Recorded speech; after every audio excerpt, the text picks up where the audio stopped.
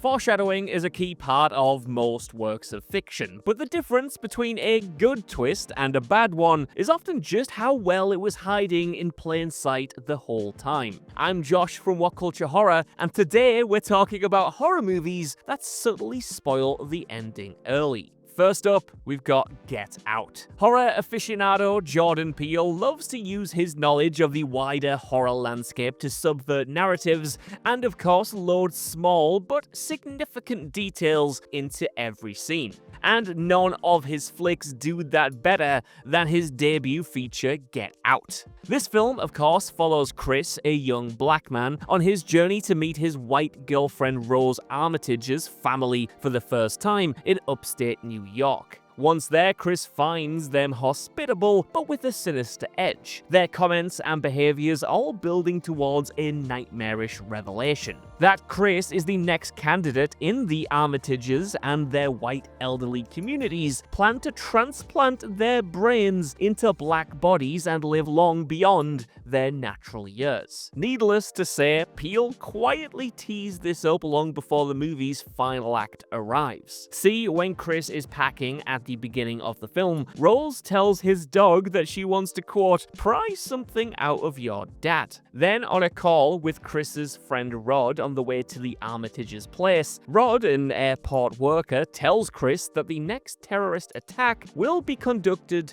by the elderly. And when family patriarch Dean is telling Chris about his mother upon arrival, he says, quote, we keep a piece of her in here. Before Peele then pans the camera to Georgina, the black body containing Dean's supposedly departed mother. Delicious, delicious stuff. Next, we have Constantine. Though it wasn't the greatest film in the world, time has been kind to Keanu Reeves' Constantine. Nihilistic, morose, and angry, the Canadian's portrayal of the iconic John Constantine character is a far cry from the charismatic, quick-tongued troublemaker of the Hellblazer comics. But one of the few elements that was retained from that source material is that Constantine is still a smoker in the film. However, he's also dying of lung cancer, and, as if by the magic of public safety announcements, he switches to nicotine gum at the end of the film, but not before the narrative's big reveal, that the angel Gabriel has been secretly trying to unleash hell on Earth. This ending and the final battle involving Gabriel, Lucifer, and Constantine that ends with an act of self-sacrifice by the latter to save the day is actually signposted early on. In a first act tee-up, Constantine tells Gabriel to go to hell, which, given the ending sees Gabriel mortal and stuck on Earth, is pretty bad enough. But Gabriel also inadvertently tells Constantine the way to escape his fate, saying that self-sacrifice is the only thing that will earn him redemption. And this, Constantine sacrificing himself to save the damned Isabel from hell, is precisely what stops Lucifer dragging him through the fiery gates. Next, we've got Saw. Alright, we've got a classic on our hands here, but no sneaky foreshadowing list would be complete without mentioning Saw. You probably know the story by now. In this first film, a photographer and an oncologist awaken chained to the fixings in what appears to be a subterranean bathroom, with a dead body lying between them and a mystery to solve before their time is up forever. They're the latest victims of the Jigsaw Killer, and the film then spends the next 100 minutes or so depicting the killer's other crimes, identifying his motives, and attempting to track him down, while the two men fight for their lives in this bathroom. And yet, the killer is subtly revealed in his very first scene. That's because early on in the film, we flash back to Dr. Gordon discussing patient John Kramer's terminal brain cancer while Kramer himself sleeps. But eagle-eyed viewers can spot designs for the Jigsaw Killer's reverse bear trap device just out there on Kramer's hospital bed table, ignored by the staff and most viewers, but revealing everything in the process. Next up is Shutter Island. Alright, this is a personal favourite of mine and one that makes Shutter Island such an amazing movie to rewatch even if you already know its iconic twist. This Martin Scorsese epic tells the story of Marshal Teddy Daniels, a World War II veteran suffering from what appears to be combat PTSD. Him and his new partner Chuck are investigating the disappearance of a patient from Ashcliff, an old-timey insane asylum located on an island. Once on the island though, Teddy's reality starts to unravel, pulling him this way and that into a wild final act reveal that Teddy is actually Andrew Aladis, a patient of Ashcliff who is undergoing a grand experimental and radical form of therapy, and Chuck is not his partner, but actually he's his therapist. Outlandish, sure, but there are actually signs if you know where to look earlier on in the film. That's because, naturally, this facility-wide roleplay doesn't amount to an Oscar-worthy production, and characters within the story aren't always playing their roles correctly. One famous giveaway that the people aren't who they say they are comes early on when Chuck fumbles with his gun at the start of the film, seemingly unfamiliar with the sidearm that he should absolutely have been using for ages by this point. Then there's the guards themselves, who don't seem all that concerned about a missing person in the hospital and spend a chunk of the searches just sitting around because they know there's actually nobody to be found. The film is filled with a bunch of these clues, so just keep an eye out for them next time.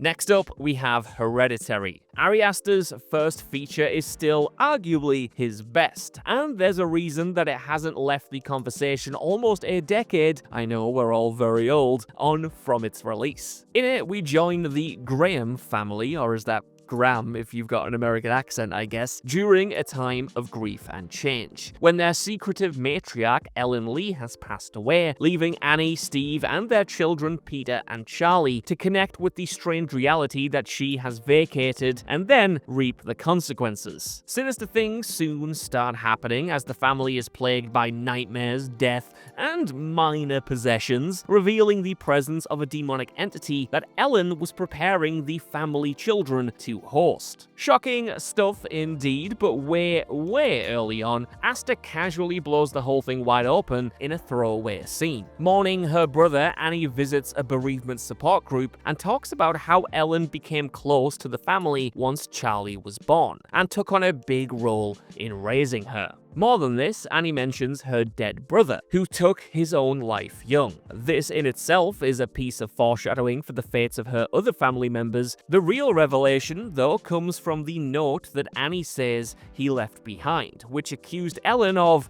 putting people inside of him.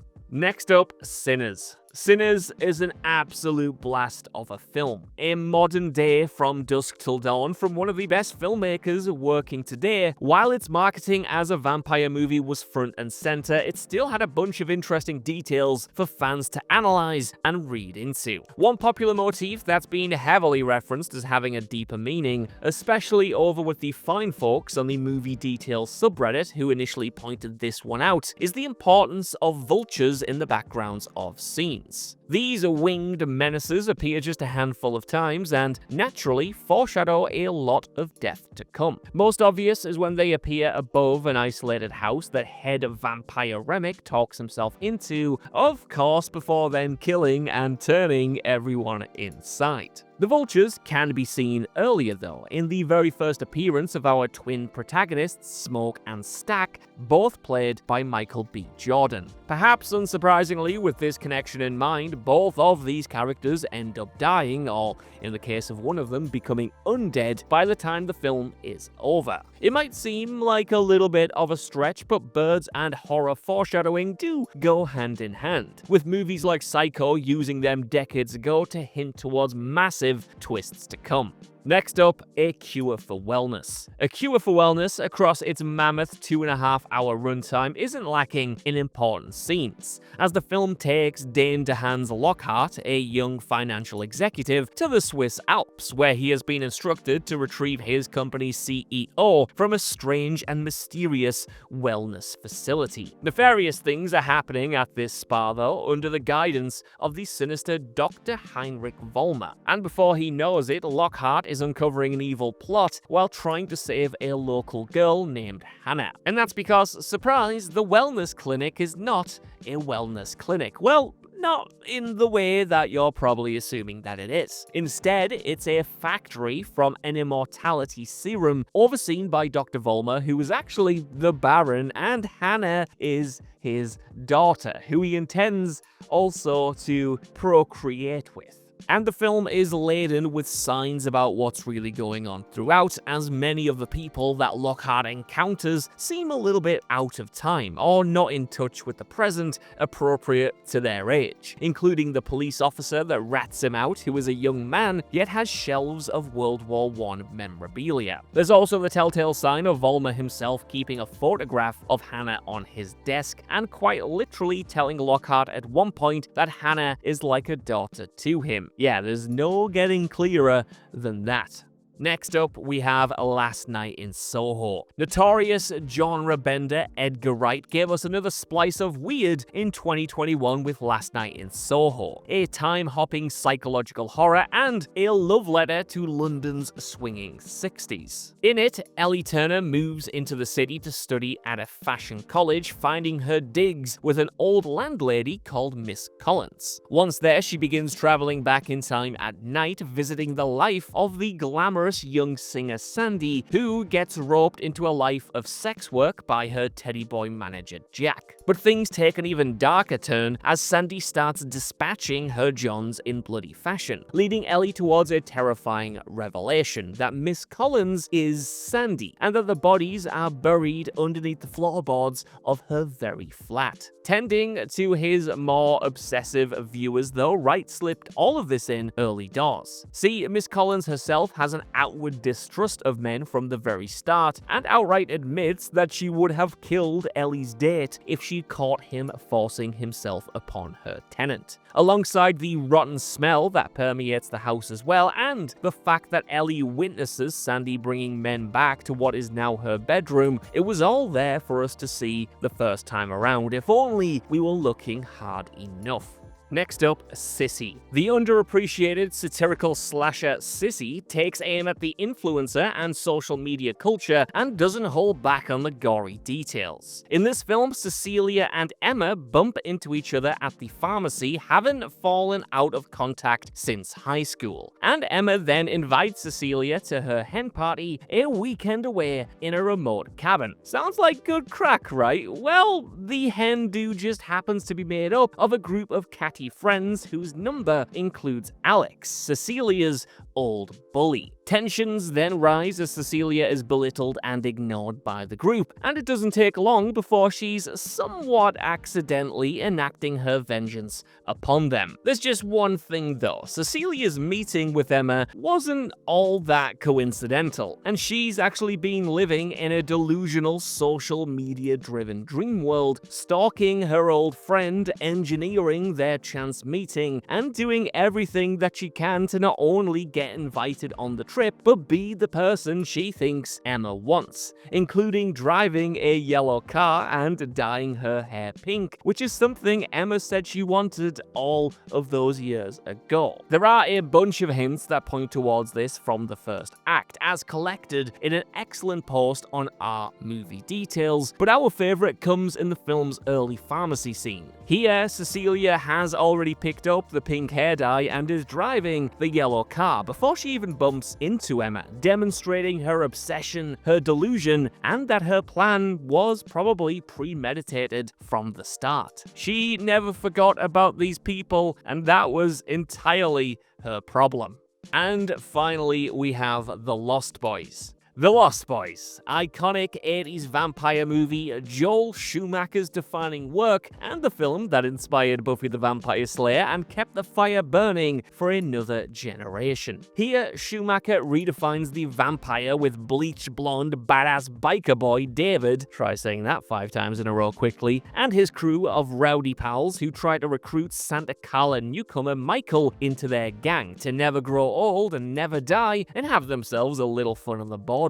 While it's obvious who the vampires are from the start, with David and company hardly keeping themselves to the shadows, their big boss, or even that they have a big boss at all, is saved for the film's conclusion, where it turns out that meek and mild video shop owner Max is the head honcho. Who would have guessed? Well, us, if we had been paying attention. That's because at the beginning of The Lost Boys, David and his gang of hoodlums show up at Max's video store, but when Max tells them to stay away, they actually listen to him. They back off and obey, showing an uncharacteristic respect for authority. And not just any authority, but a particularly dorky and square guy in an ill-fitting suit. No offense, Max. Schumacher doesn't stop there though, rubbing it in our faces in a later scene when, while dating Michael's mum, Max visits the Emerson household and meets Michael at the door saying, "You're the man of the house and I'm not coming in until you invite me." Well, that is, if you ask me, a smoking gun.